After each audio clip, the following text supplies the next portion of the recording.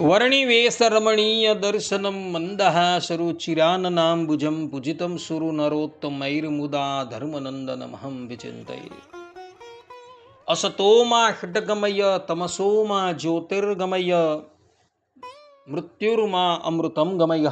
ઓમ શાંતિ શાંતિ શાંતિ. અસ્મદ્ગુરુ સમારંભામ નાથયામૂન મધ્યમામ લક્ષ્મી વલ્લભ પર્યંતામ વંદે ગુરુ પરંપરા. આજની જ્ઞાન સભાની અંદર પધારનારા બધા જ ભગવદ્ ભક્તોને વેદાંતાચાર્ય, પુરાણ ઇતિહાસાચાર્ય, એમ ફિલોસોફી શાસ્ત્રી રાકેશભાઈના હેતપૂર્વક જય સ્વામિનારાયણ.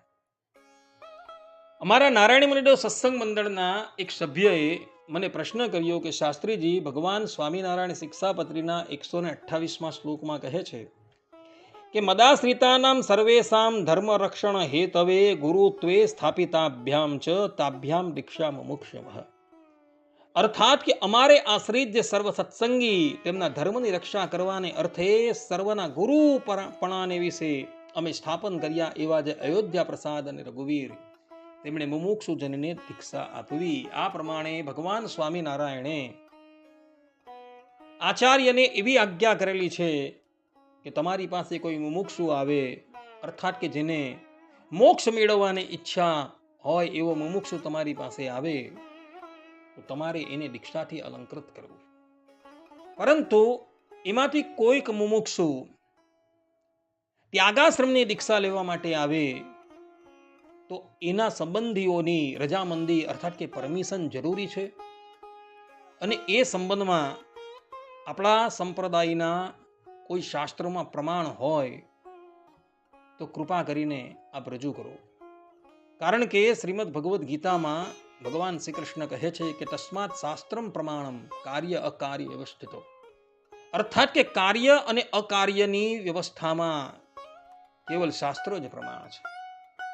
આ પ્રમાણે એ ભગવત ભક્તએ મને પ્રશ્ન કર્યો ત્યારે અમે એને કહ્યું કે હા, આ સંબંધમાં સત્સંગી જીવનના ચતુર્થ પ્રકરણના 51મા અધ્યાયના બીજા અને ત્રીજા શ્લોકમાં પ્રમાણ ઉપસ્થિત છે. ત્યાં ભગવાન સ્વામિનારાયણ કહે છે કે યસ્તુ ગૃહાશ્રમમ હાતુમ તીવ્ર વૈરાગ્ય વેગતઃ ઇચ્છેદ વિવેકવાન ધીરો મુમુક્ષુ શ્રદ્ધયાન્વિતઃ સ્વસ્ય ઔર્ધ્વદૈહિકમ કર્મ સ વિધાય યથાવિધિ અનુજ્ઞાપ્ય નિજાન જ્ઞાતિન આચાર્યમ શરણમ વ્રજેત. અર્થાત કે જે નિત્ય અનિત્ય આત્મા અનાત્માના સદ અસદ વિવેક સંપન્ન, માટે જ વિષય દોષ વિજ્ઞાનથી તીવ્ર વૈરાગ્યને પામેલો, માટે જ મુક્ષુતાથી ગૃહસ્થાશ્રમનો ત્યાગ કરવા ઈચ્છતો હોય તે ધીર શ્રદ્ધા સંપન્ન ત્રૈવર્ણિક ગૃહીજન પોતાનું ઔર્ધ્વદૈહિક કર્મ યથાવિધિ કરીને અને પોતાના સંબંધીજનો તથા જ્ઞાતિજનોની અનુજ્ઞા લઈને આચાર્યના શરણને પામે. આ પ્રમાણે ભગવાન સ્વામિનારાયણે અહીં સ્પષ્ટ રૂપે એવું વિધાન કરેલું છે કે જે પણ કોઈક મનુષ્ય ત્યાગાશ્રમની દીક્ષા લેવા માંગતો હોય એણે સર્વપ્રથમ પોતાના સંબંધીઓ તથા જ્ઞાતિજનોની આજ્ઞા લેવાની છે અને પછી ગૃહસ્થાશ્રમનો ત્યાગ કરીને પછી ત્યાગાશ્રમની અંદર જવાનું છે. ત્યાગાશ્રમમાં જતા પહેલા એણે પોતાના ઔર્ધ્વદૈહિક કર્મને કરી લેવાના છે. ઔર્ધ્વદૈહિક કર્મ એટલે શું? તો મૃત્યુ બાદ મૃતકની પછાડી જે 16 શ્રાદ્ધ કરવામાં આવે તેને ઔર્ધ્વદૈહિક કર્મ કહેવામાં આવે છે. 10, 11, 12 અને 13 આ 4 દિવસે 4 શ્રાદ્ધ અને પછી મૃતક જે તિથિએ મૃત્યુ પામેલો હોય તેની પછાડી વર્ષ દરમિયાન જે 12 શ્રાદ્ધ કરવામાં આવે તેને ઔર્ધ્વદૈહિક કર્મ કહેવામાં આવે છે. તો આવા 16 શ્રાદ્ધ કર્યા બાદ સંબંધીઓની રજા લઈને એણે ત્યાગાશ્રમ સ્વીકારવાનો છે. પરંતુ સગા સંબંધીઓની રજા ન હોય તો એણે ત્યાગાશ્રમ સ્વીકારવાનો નથી.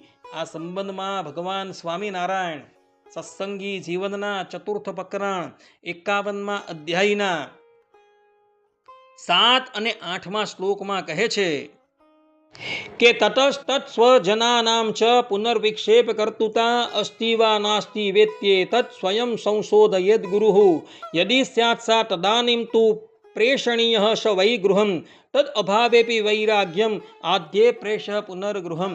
અર્થાત કે વળી વૈરાગ્યવાળા પણ આ શિષ્યના પત્ની પુત્ર આદિક સ્વજનોના બાળાત્કારાદિકે કરીને ફરી વિક્ષેપ પ્રસંગની પરીક્ષા છે કે નહીં સ્વયં ગુરુ કરે.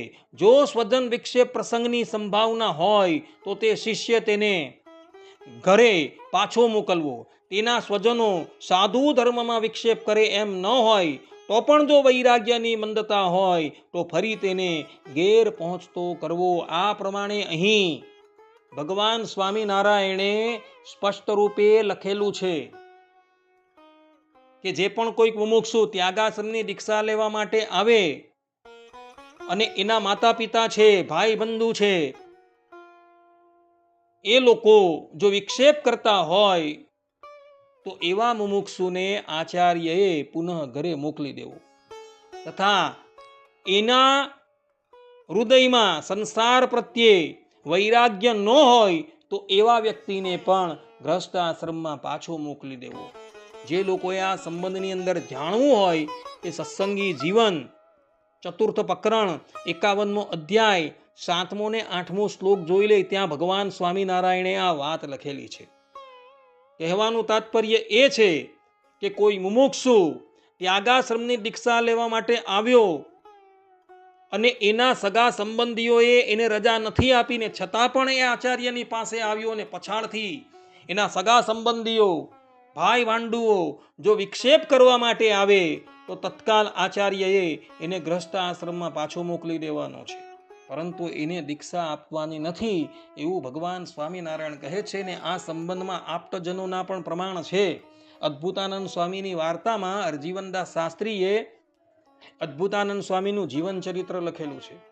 અદ્ભુતાનંદ સ્વામીના 4 ભાઈઓ હતા અને 4 ભાઈઓમાંથી 3 જણા તો તીવ્ર વૈરાગ્યથી ભગવાન સ્વામિનારાયણની પાસે દીક્ષા લઈને સાધુ થઈ ગયા હતા. પરંતુ જ્યારે ચોથા ભાઈ એવો પણ સાધુની દીક્ષા લેવા માટે આવ્યા ત્યારે અદ્ભુતાનંદ સ્વામીના જે બહેન હતા એણે ભગવાન શ્રીહરિને વિનંતી કરી કે પ્રભુ, જો અમારા ચોથા ભાઈ પણ ત્યાગાશ્રમની દીક્ષા લઈ લેશે તો પછી અમારો વ્યવહાર કોણ સંભાળશે? એટલે ભગવાન સ્વામિનારાયણ એઓને ઘરે પાછા મોકલી દે છે. એમને દીક્ષા નથી આપતા અને કહે છે કે તમે ગૃહસ્થાશ્રમમાં રહીને ભગવાનનું ભજન કરો. માટે જે પણ કોઈક વ્યક્તિ ત્યાગાશ્રમની દીક્ષા લેવા માટે આવે તો એવા એ મુમુક્ષુએ પોતાના સગા સંબંધની રજામંદી લેવી જરૂરી છે.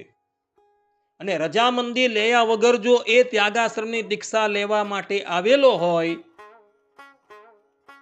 અને પછી આચાર્યને પછાડથી ખબર પડે કે આના સગા સંબંધીઓ વિક્ષેપ કરવા માટે આવવાના છે તો ગુરુ આચાર્ય એને તત્કાલ ગ્રહસ્થ આશ્રમમાં પાછો મોકલી દે. આ પ્રમાણેની આજ્ઞા ભગવાન સ્વામિનારાયણે આપેલી છે. જે લોકોએ જોવું હોય તો આ સંબંધમાં સત્સંગી જીવન પ્રકરણ 4 અધ્યાય 51 જોઈ લે, એની અંદર આ વાત લખેલી છે. માટે ત્યાગાશ્રમની દીક્ષા લેનારાએ પોતાના સગા સંબંધીઓની રજામંદી લેવી અત્યંત જરૂરી છે એવું આ વાત ઉપરથી તથા સદાચારી મનુષ્યના આચરણથી આ વાત સ્પષ્ટ થઈ જાય છે. એટલે પેલા ભગવત ભક્તએ મને જે પ્રશ્ન કરેલો હતો તેનો ઉત્તર ભગવાન સ્વામિનારાયણે આ સત્સંગી જીવનની અંદર આપેલો જોવા મળે છે. આટલું કહીને હું મારી વાણીને અહીં વિરામ આપું છું. સર્વે સંતો નિરામયઃ સર્વે સુખીનો ભવંતુ સર્વે ભદ્રાણિ પશ્યન્તુ મા કશ્ચિદ દુઃખ ભાગ ભવેત અસ્તુ. જય સ્વામિનારાયણ.